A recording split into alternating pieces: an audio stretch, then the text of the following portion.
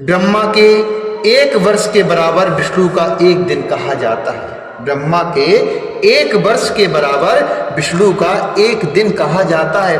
वे विष्णु भी अपने 100 वर्ष के प्रमाण तक जीवित रहते हैं। विष्णु के 1 वर्ष के बराबर रुद्र का 1 दिन होता है। भगवान रुद्र भी उस मान के अनुसार नर रूप में 100 वर्ष तक स्थित रहते हैं।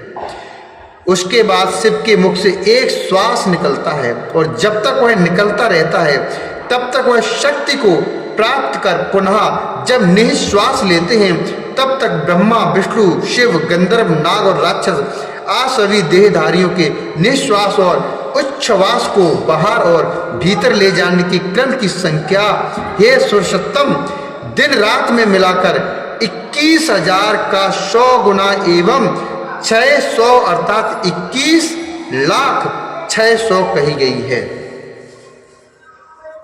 दिन रात में मिलाकर 21,000 का 100 गुना एवं 600 अर्थात 21,06,000 कही गई है। 6 उच्छ्वास और 6 निःश्वास एक पल होता है। 6 उच्छ्वास और 6 निःश्वास एक पल होता है। 60 पलों की एक घटी और 60 घटी प्रमाण को 1 दिन और रात्रि कहते हैं।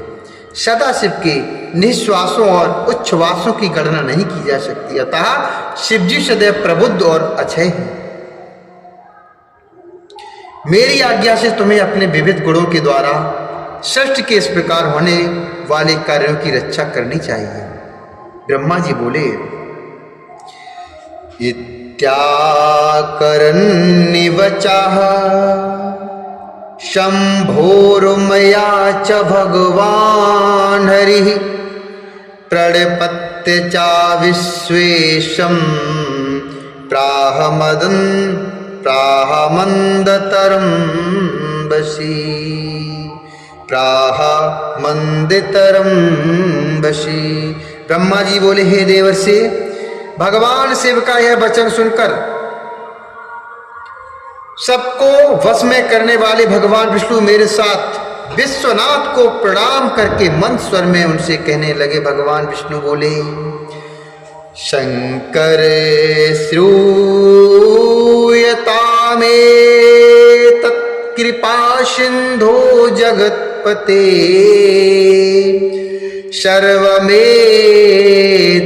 सर्वमेतत्करिष्यामि भवदाज्ञावशानुगः भवदाज्ञावशानुगः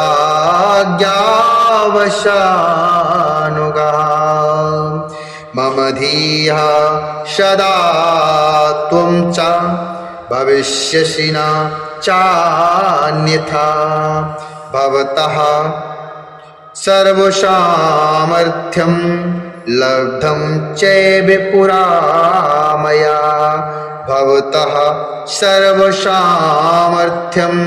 लब्धं चैव पुरा मया। भगवान विष्णु बोले, हे शंकर, हे करुणा सिंधु, हे जगतपते, मेरी यह बात सुनिए। मैं आपकी आज्ञा के अधीन रहकर यह सब कुछ करूंगा। आप ही मेरे सदा ध्येय होंगे, इसमें अन्यथा नहीं है। मैं पूर्व काल में भी आपसे समस्त सामर्थ्य प्राप्त किया था। मैंने पूर्व काल में भी आपसे समस्त सामर्थ्य प्राप्त किया था। हे स्वामिन, क्षण मात्र भी आपका श्रेष्ठ ध्यान मेरे चित्त से कभी दूर न हो। हे स्वामिन, मेरा जो भक्त आपकी निंदा करे उसे आप निश्चय ही नरकवास प्रदान करें।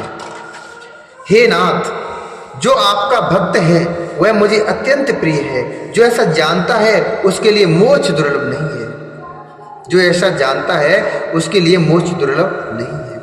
आज आपने निश्चय ही मेरी महिमा बढ़ा दी है। यदि कोई कभी भी अवगुण आ जाए तो उसे क्षमा करें। ब्रह्मा जी बोले, तदा शंभुस्तदीयं हि श्रुत्वा वचनमुत्तमम् उवाच विष्णुं सुप्रीत्या क्षम्या ते गुणतामया। ब्रह्मा जी बोले, तदंतर विष्णु के द्वारा कहे गए श्रेष्ठ वचन को सुनकर शिव जी ने अत्यंत प्रीत पूर्वक विष्णु जी से कहा कि मैंने आपके अवगुणों को क्षमा कर दिया है। विष्णु से ऐसा कहकर उन कृपा निधि परमेश्वर ने कृपा पूर्वक अपने हाथों से हम दोनों के संपूर्ण अंगों का स्पर्श किया। सर्व दुखारी सदाशिव ने नाना प्रकार के धर्मों का उपदेश देकर हम दोनों के हित की इच्छा से अनेक प्रकार के वर दिए। इसके बाद भक्त वत्सल भगवान शंभु कृपा पूर्वक हमारी ओर देखकर हम दोनों के देखते ही देखते शीघ्र वहां से अंतर्ध्यान हो गए। तभी से इस लोक में लिंग पूजा का विधान प्रचलित हुआ।